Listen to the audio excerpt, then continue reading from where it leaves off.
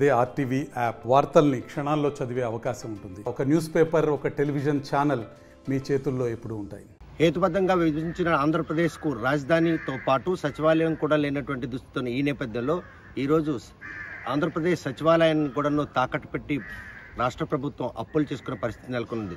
370 కోట్లకు సాక్షాత్తు అసెంబ్లీనే తాకట్టు పెట్టిన దుస్థితిలో ఉన్న ఆంధ్రప్రదేశ్ ఈరోజు అప్పుల ఆంధ్రప్రదేశ్గా తీర్చిదిద్దే విధంగా ఉన్నదని చెప్పేసి టీడీపీ శ్రేణులు ఆరోపిస్తున్నారు. ఈ విషయంలో ప్రస్తుతం అంతా మాట్లాడడానికి టీడీపీ పార్టీ జిల్లా ఉపాధ్యక్షులు మాజీ ఆర్డీఓ పిఎంజే బాబు ఉన్నారు. చూస్తే ఆంధ్రప్రదేశ్ని అభివృద్ధి చేసేందుకు 2014 నుండి 19 వరకు చంద్రబాబు నాయుడు చేయని కృషి అంటూ లేదు. ఈరోజు 19లో వైసీపీ పార్టీ అధికారంలోకి వచ్చిన తర్వాత అసెంబ్లీనే ఈరోజు తాకట్టు పెట్టే పరిస్థితి ఉంది. ఏ విధంగా తీసుకొచ్చి పథకం చాలా దురదృష్టకరం. సాక్షాత్తు రాష్ట్ర సచివాలయం దాన్నే తాకట్టు పెట్టి మరి అప్పు తీసుకుంటాం అనేది చాలా దురదృష్టకరం.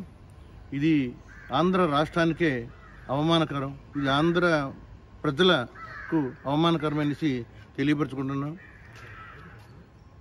మన రాష్ట్రం ఉమ్మడి రాష్ట్రంగా ఉన్నప్పుడు విడిపోయిన తర్వాతను 2014లో చంద్రబాబు నాయుడు గారు ముఖ్యమంత్రిగా ఈ రాష్ట్రాన్ని ముఖ్యమంత్రిగా ఉన్నప్పుడు రాష్ట్రాన్ని అభివృద్ధి కోసం ఒక పక్కనే రాష్ట్రంలో మళ్ళా కొత్తగా ఇన్ఫ్రాస్ట్రక్చర్ నిలుపుకుంటేనే దానికి కావలసిన భవనాలు అన్నీ నిర్మించుకుంటూ మరో పక్క ప్రజా సంక్షేమం చూస్తూ అభివృద్ధి పదంలో నడిచేది.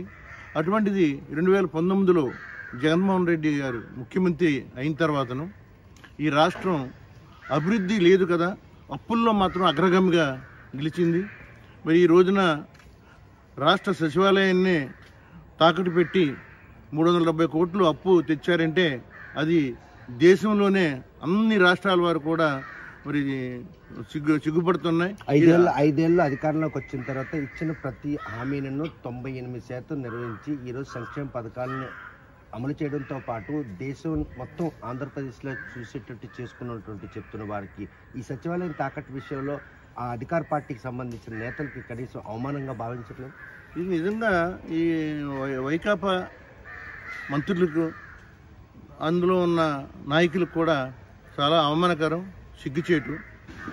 ఈ ఒక్క సచివాలయమే కాదండి, గతంలో కూడా విశాఖపట్నంలో ఎన్నో ప్రభుత్వ భవనాలని, ప్రభుత్వ ఆస్తుల్ని తాకట్టు పెట్టిన ఘనత మరి జగన్మోహన్ రెడ్డి గారికే దక్కుతుంది. ఎప్పుడూ కూడా అప్పులు ఎక్కడ అప్పులు తెద్దామా, అప్పు తెస్తే కానీ పూట గడవని పరిస్థితి ఆంధ్ర రాష్ట్రానికి.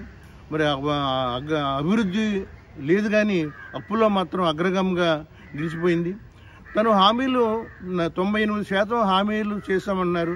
అది శుద్ధ అబద్ధం. అది ప్రజలందరూ తెలుసు, అందరికీ తెలుసు. ఇప్పుడు అన్నంత మాత్రాన్ని అది నిజం కాదు.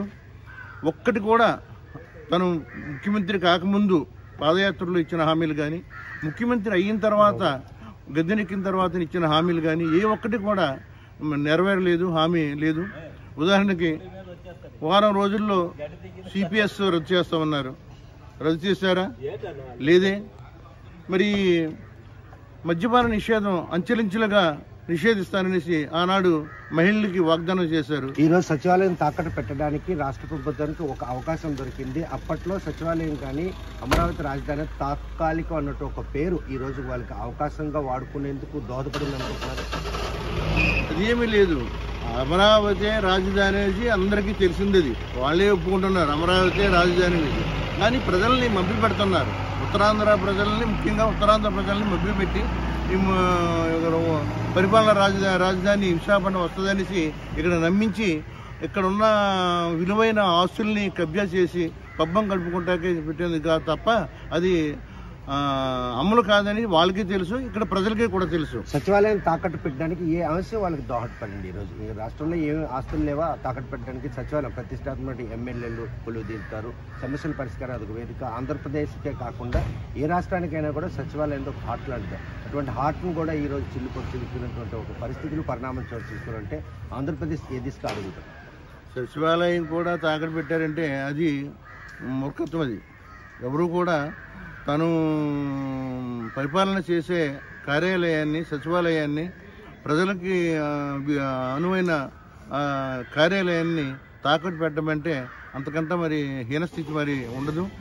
అతను అన్నీ మరి పోయాయి, తను మళ్ళా అధికారంలోకి రాను అని తెలిసి తను ఈ ముందు ఇటువంటి మూర్ఖపు కార్యక్రమాలు చేస్తున్నారు.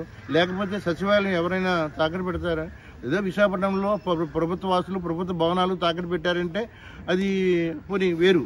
కానీ స్వయంగా సొంత సచివాలయం ఎక్కడ కూడా దేశంలో ఏ రాష్ట్రంలో కూడా జరగని పనిని ఈరోజు ఆయన చేసి అందరి దగ్గర చులకన అయిపోయారు. కాబట్టి ఈ రాష్ట్ర ప్రజలందరూ కూడా ముక్కుని వేలేసుకుంటున్నారు ఈ చర్యని చూస్తే కనుక ఆంధ్రప్రదేశ్కు ఐకాన్గా చెప్పుకునే అసెంబ్లీని తాకట్టు పెట్టి 370 కోట్ల అప్పు తీసుకునే విషయం మాత్రం ప్రతి ఒక్కరు కూడా ఆశ్చర్యం వ్యక్తం చేస్తున్నారు.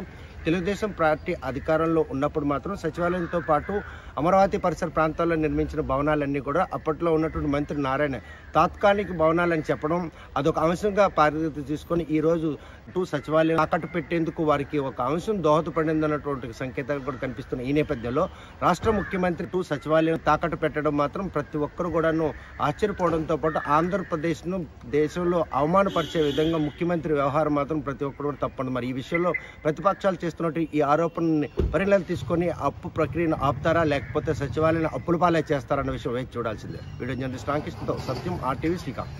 మరిన్ని వీడియోస్ కోసం ఛానల్ ని సబ్స్క్రైబ్ చేయండి, లేటెస్ట్ అప్డేట్స్ కోసం వాట్సాప్ ఛానల్ ని ఫాలో చేయండి అండ్ లింక్ డిస్క్రిప్షన్ లో ఉంది.